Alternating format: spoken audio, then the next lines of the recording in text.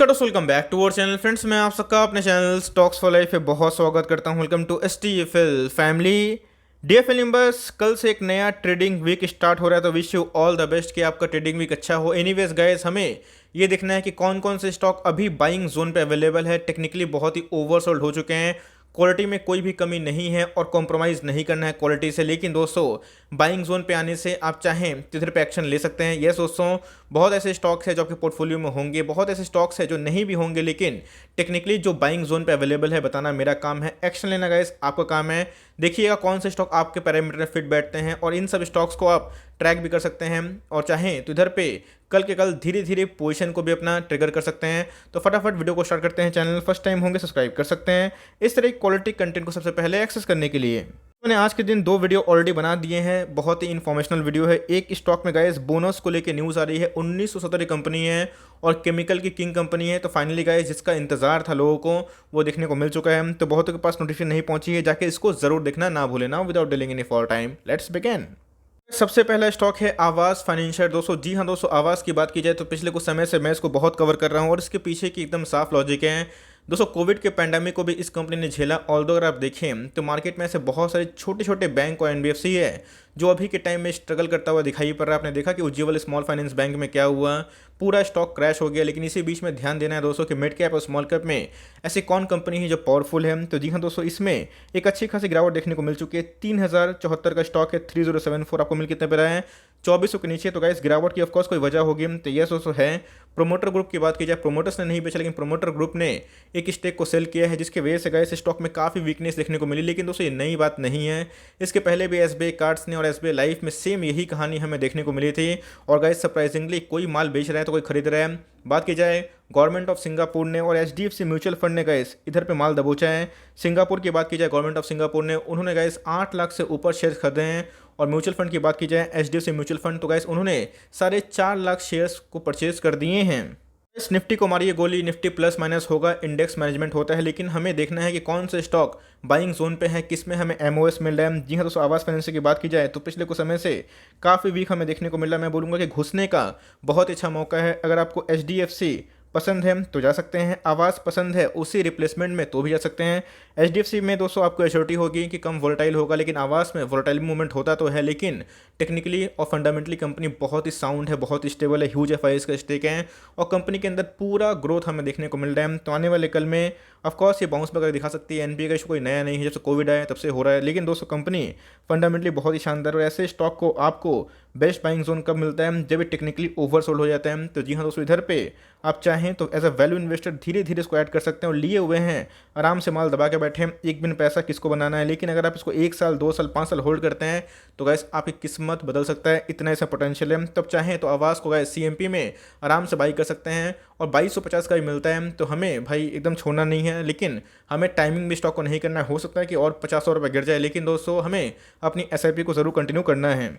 उसके बाद बात की जाए डिक्सन टेक्नोलॉजीज। जी हाँ दोस्तों, इनके पास तो भाई कॉन्ट्रैक्ट्स पे कॉन्ट्रैक्ट्स आ रहे हैं। अभी की बात की जाए तो 5G का फ़ोन बनाएंगे, किसके लिए, अमेरिका के लिए। जी हाँ दोस्तों, US से बहुत बड़ी ऑर्डर्स हमें देखने को मिल रही है, लेकिन स्टॉक प्राइस में गिरावट देखने को मिल रही है बिकॉज सेमीकंडक्टर का एक इशू वर्ल्ड वाइड में चल रहा है। साथ ही साथ डिक्सन बहुत भाग चुका था। लेकिन दोस्तों मैंने क्या बताया कि आत्मनिर्भर भारत से कोई स्टॉक चाहते हैं, डिक्सन पे आप नज़र बना सकते हैं। डिक्सन की बात की जाए तो गाइस इसका चलना बहुत ही इंपॉर्टेंट है। डिक्सन नहीं चलेगा, डिक्सन ग्रो नहीं होगा तो आत्मनिर्भर भारत का दोस्तों जो सपना है वही फ्लॉप हो जाएगा। तो मेरे हिसाब से गाइस डिक्सन की बात की जाए फंडामेंटली बहुत ही शानदार कंपनी है और जिस हिसाब से इनके ऑर्डर बुक्स मिल रहे हैं तो आने वाले कुछ क्वार्टर्स में इनके टॉप लाइन में और बॉटम लाइन में गजब की वृद्धि देखने के चांसेस आप अज्यूम कर सकते हैं। तो डिक्सन की बात की जाए 4700 का स्टॉक आप देख सकते हैं गाइस, आपको मिल रहा है 4000 के आसपास। मैं बोलूँगा आपको घुसने का बहुत अच्छा मौका दे रहा है। मतलब बोल रहे कि सर क्या 36 हो जाएगा, हो सकता है कि मार्केट में करेक्शन आए, गिरावट आए, 36 क्या 35 भी चला जाए। लेकिन मैंने क्या बताया, हमें अपना बाइंग जोन दिमाग में रखना है। ऐसे बहुत स्टॉक को आप ट्रैक तो करते होंगे, लेकिन जब बाइंग जोन आता है तो आपको लगता है और गिरेगा, लेकिन तब से भाग जाता है। तो गाइस सबसे बेस्ट वे क्या होता है, जब आपका बाइंग जोन आ जाए, अगर आप डिसाइड कर लियो कि भाई मुझे खरीदना ही है तो 10 स्टॉक की जगह कम से कम आप 2 से स्टार्ट कर दो, 2 की जगह आप 1 स्टार्ट कर दो। कल अगर 100-200 रुपये गिर जाता है तो एक और बढ़ा देना, लेकिन कंपनी फंडामेंटली बहुत ही अच्छी है। टेक्निकली की बात की जाए दोस्तों तो हमें आप देख सकते हैं कि ओवर सोल्ड जोन में देखने को मिल रहा है। तो मेरे हिसाब से guys the best time to buy a stock when no one is buying. तो अच्छी कंपनी है तो आपको सही एक्शन लेना है। कंपनी के अंदर ग्रोथ भी है, कंपनी के मैनेजमेंट भी बहुत ही अच्छे दिखाई पड़ते हैं, और आप चाहें तो गाइस डिक्सन को भी अपने ट्रैक पे वॉच पे लग सकते हैं। तो उसके बाद बात की जाए एप्पल की, जी हाँ दोस्तों, मैं एप्पल को बताने से पहले बता दूं ये अपने एमओएस के लेवल पे है। यस, अब जिनको प्राइवेसी कंसर्न का लेकर इशू हो रहा है, आप चाहें तो उसको ड्रॉप भी कर सकते हैं। स्टॉक मार्केट में बहुत सारे ऑप्शन है, ऐसा नहीं है कि आपको यही स्टॉक खरीदना है। आप चाहें तो उसकी जगह कोई दूसरा स्टॉक को भी परचेस कर सकते हैं, मर्जी आपकी है भाई, आपके पास पैसे हैं। लेकिन यस, आपको अगर लगता है कि प्राइवेसी कंसर्न को लेकर इधर पे आने वाले कल में एक डंट पड़ सकता है तो आप अवॉइड करें। लेकिन मेरी बात की जाए दोस्तों, तो मैं इस कंपनी को लेके लॉन्ग टर्म में, शॉर्ट टर्म में वोलेटाइल होगा, बिकॉज अभी भी एएसएम लिस्ट से निकला नहीं है, टाइम लगेगा और महीना 1.5 महीने का समय लग सकता है। लेकिन दोस्तों फिर भी कंपनी फंडामेंटली अच्छी है, ग्रोथ पोजीशन साफ है, और इनके इनसाइडर ने माल खरीदना स्टार्ट कर दिया है। और दोस्तों स्टॉक के प्राइस में काफ़ी वीकनेस हमें देखने को मिल रही है। 6200 का स्टॉक है, मिल आपको रहा है 4000 के आसपास। तो अगर आपको कंपनी ये फेथ है देन दोस्तों चाहें तो इधर पे आप इसको उठा सकते हैं। इस मैंने एप्पल को लेकर बहुत बार वीडियो बनाई है, बताया भी है कि फिबोनाची पैटर्न की बात की जाए 38% करेक्शन अगर होता है तो 3800 का भाव हमें दिखाई पड़ रहा है। तो जी हाँ, बस 200 रुपये का ही भाव डिफरेंस है।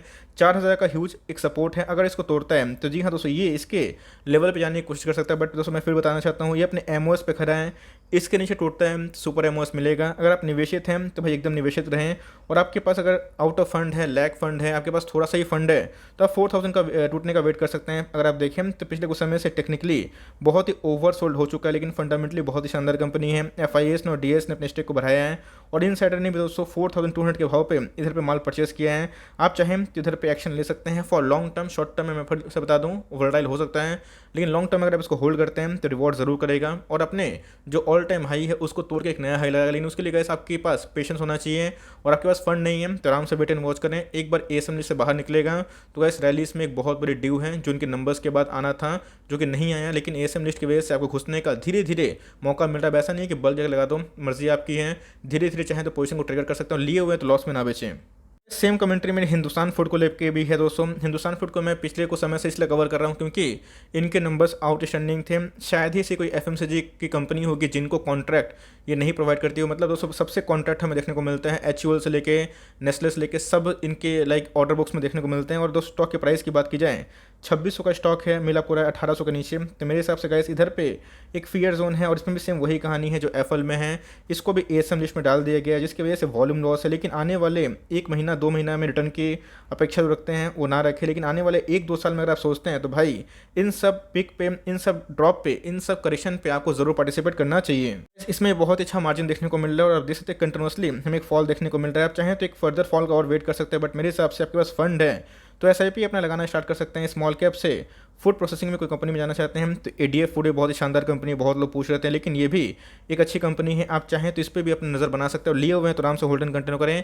ये भी गैस आने वाले कल का बहुत ही शानदार कंपनी बन के उमड़ सकती है। उसके बाद बात की जाए, ये भी एक छोटी कंपनी है ग्रैन्यूल्स इंडिया लिमिटेड। इसमें हाल फिलहाल में हमने पोजीशन बनाई थी, लेकिन इसमें एक अच्छी खासी करेक्शन हो चुकी है। ऑल दो नंबर्स अपने आप में ही आउटस्टैंडिंग थे, लेकिन इसने 400 के ऊपर ब्रेकआउट नहीं दिया। उसके बाद एकदम हमें करेक्शन दिखाई पड़ रहा है 325 के भाव पे। गैस फार्मा में, केमिकल में कंपनी अगर आप चाहते हैं तो ये दोस्तों बहुत ही शानदार कंपनी दिखाई पड़ जाती है। वैसे याद रखिएगा स्मॉल कैप है, मिड कैप है तो थोड़ा वोलेटाइल रहेगा, प्लस माइनस करेगा। लेकिन जैसे मैंने बताया कि मार्केट में और भी अच्छे विकल्प हैं, आप उन सब को ऑप्ट कर सकते हैं। इन सब में ह्यूज डिस्काउंट है, तो इन सब पे अगर आप ट्रैक करते हैं तो आप एक्शन ले सकते हैं। बहुत ही अच्छा सपोर्ट है 325 का, अगर इसको तोड़ता है तो आने वाले कल में गए 300 का भी लेवल टेस्ट कर सकता है। लेकिन लॉन्ग टर्म वाले इधर पैनिक ना करें, कंपनी फंडामेंटली अच्छी है, और इनके जो नंबर्स थे अनुमान से काफ़ी बेहतरीन थे। नंबर्स को बताया गया था कि थोड़ा ख़राब आ सकता है, लेकिन नंबर्स उम्मीद से अच्छे थे। ऑल दो करेक्शन हमें पूरे मार्केट में देखने को मिला पिछले कुछ समय से। मिड कैप और स्मॉल कैप कमज़ोर है, लेकिन कंपनी फंडामेंटली अच्छी है।